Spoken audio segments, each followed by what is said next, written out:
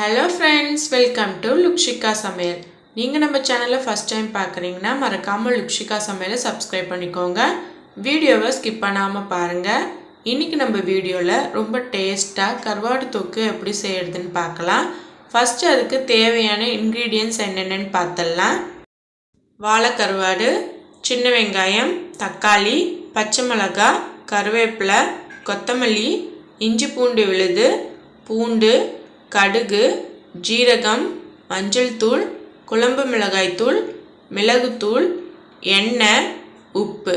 நான் இன்னைக்கு வாழை கருவாடு எடுத்துருக்கேங்க. நீங்கள் எந்த கருவாடு எடுத்தாலும் இது போல் செஞ்சு பாருங்கள், ரொம்ப டேஸ்ட்டாக இருக்கும். இப்போ ஃபஸ்ட்டு நம்ம கருவாடு க்ளீன் பண்ணி எடுத்துக்கலாம். வாங்க இப்போ எப்படி கருவாடு க்ளீன் பண்ணுறதுன்ட்டு பார்த்துடலாம். இப்போ நான் 200 கிராம் வாழை கருவாடு எடுத்துருக்கேங்க. பாருங்கள், ஆல்ரெடி கட் பண்ணி தான் இருக்குது. இப்போ இதை எப்படி க்ளீன் பண்ணுறதுன்ட்டு பார்க்கலாம். ஒரு மிக்சிங் பவுலில் இதை மாற்றிக்கலாம். மாற்றிட்டு கருவாடு மூழ்கிற அளவுக்கு வெதுவெதுப்பான தண்ணி ஆட் பண்ணிக்கலாம். தண்ணி ரொம்ப சூடாக இருக்கக்கூடாதுங்க, லைட்டாக வெதுவெதுப்பாக இருந்தால் போதும். இப்போ பாருங்கள், தண்ணி ஆட் பண்ணியாச்சு. ஒரு 5 நிமிஷம் நம்ம அப்படியே விட்டுடலாம். இப்போ பாருங்கள், 5 நிமிஷம் ஆயிடுச்சு. இப்போ ஒரு பீஸாக எடுத்து நம்ம விரலால் இந்த மாதிரி தேய்ச்சி எடுத்தோன்னா அதில் மேலே இருக்க அழுக்கெல்லாம் வந்துடுவோங்க. இது போல் எல்லா கருவாடு பீஸையும் நம்ம க்ளீன் பண்ணி எடுத்துக்கலாம். எடுத்துகிட்ட பிறகு நார்மல் தண்ணியில் ஒரு 3லேருந்து 4 வாட்டி நல்லா வாஷ் பண்ணி எடுத்துக்கலாம். பாருங்கள், இப்போ நான் 4 வாட்டி வாஷ் பண்ணி எடுத்து வச்சுருக்கேன். நல்லா க்ளீனாக ஆயிடுச்சு. க்ளீன் பண்ண கருவாடை இப்போ நம்ம தனியாக எடுத்து வச்சுக்கலாம். எடுத்து வச்சுட்டு இப்போ நம்ம கருவாடு தொக்கு செய்ய ஸ்டார்ட் பண்ணிடலாம். ஃபஸ்ட்டு ஸ்டவ் ஆன் பண்ணிக்கலாம். ஸ்டவ் ஆன் பண்ணிவிட்டு ஒரு கடாயை எடுத்து வச்சுக்கலாம். கடாயில் 3 டேபிள் ஸ்பூன் எண்ணெய் ஊற்றிக்கலாம்.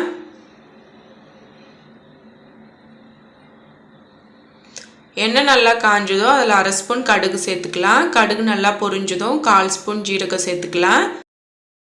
இப்போ இதில் 10 பல் பூண்டு தோல் உரித்து பொடிசாக கட் பண்ணி வச்சுருக்கேன், அதையும் ஆட் பண்ணிக்கலாம். ஆட் பண்ணிவிட்டு ஒரு வாட்டி நல்லா கலந்து விட்டுக்கலாம். பூண்டு நல்லா வதங்கி வரட்டும், நல்ல ப்ரௌன் கலராக ஆகட்டும். இப்போ பாருங்கள், பூண்டு நல்லா கலர் சேஞ்ச் ஆகியிருக்கு. இப்போ 200 கிராம் போல் சின்ன வெங்காயம் எடுத்திருக்கேன், அதையும் சின்ன சின்னதாக கட் பண்ணி வச்சுருக்கேன், அதையும் ஆட் பண்ணிக்கலாம். ஆட் பண்ணிவிட்டு ஒரு வாட்டி நல்லா கலந்து விட்டுக்கலாம். வெங்காயமும் நல்லா வதங்கி வரட்டும், கலர் நல்லா சேஞ்ச் ஆகட்டும். இப்போ பாருங்கள், வெங்காயமும் நல்லா வதங்கி வந்திருக்கு. ஒரு வாட்டி நல்லா கலந்து விட்டுக்கலாம். இப்போ இதில் 1 டீஸ்பூன் இஞ்சி பூண்டு விழுது ஆட் பண்ணிக்கலாம். ஆட் பண்ணிவிட்டு ஒரு வாட்டி நல்லா மிக்ஸ் பண்ணி விட்டுருங்க.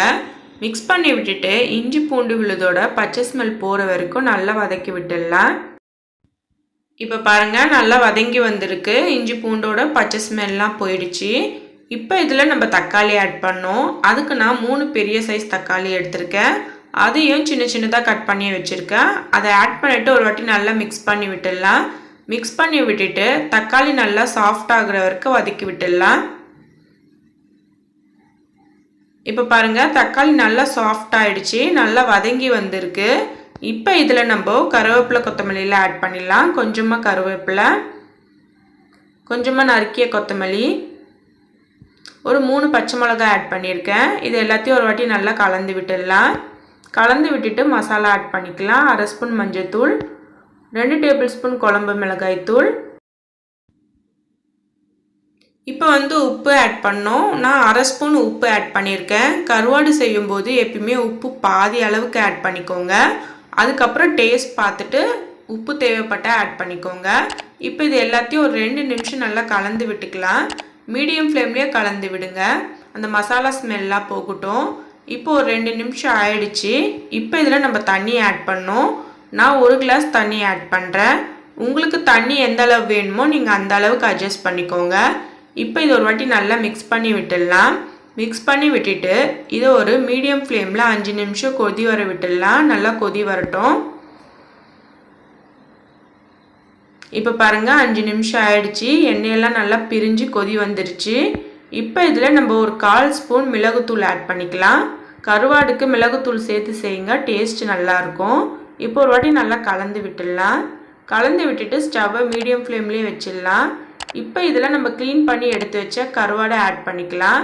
ஆட் பண்ணிவிட்டு பொறுமையாக கலந்து விட்டுருங்க. பாருங்கள் இந்த மாதிரி கலந்து விட்டுட்டு திரும்பவும் மீடியம் ஃப்ளேம்லேயே ஒரு 5 நிமிஷம் நல்லா கொதி வர விட்டுடலாம். கருவாடு நல்லா வெந்து வரட்டும். ரொம்ப நேரம் வேண்டாங்க, 5 நிமிஷம் போதும். அதுக்கு மீறி விட்டோம்னா குழஞ்சிடும். இப்போ பாருங்கள் 5 நிமிஷம் ஆயிடுச்சு. லைட்டாக மிக்ஸ் பண்ணி விட்டுடலாம். அவ்வளோதாங்க, கருவாடு தொக்கு சூப்பராக ரெடி ஆயிடுச்சு. பார்க்கும்போது எவ்வளோ சூப்பராக இருக்குன்னு பாருங்கள். டேஸ்ட் செம்மையாக இருக்கும். இதே மாதிரி நீங்களும் ஒரு வாட்டி செஞ்சு பாருங்கள். செஞ்சு பார்த்துட்டு எப்படி இருக்குன்னு எனக்கு மறக்காமல் கீழே கமெண்டில் சொல்லுங்கள். இந்த வீடியோ உங்களுக்கு பிடிச்சிருந்தா லைக் பண்ணுங்கள், ஷேர் பண்ணுங்கள். மறக்காமல் லுக்ஷிகா சமையலுக்கு சப்ஸ்கிரைப் பண்ணிக்கோங்க. நன்றி, வணக்கம்.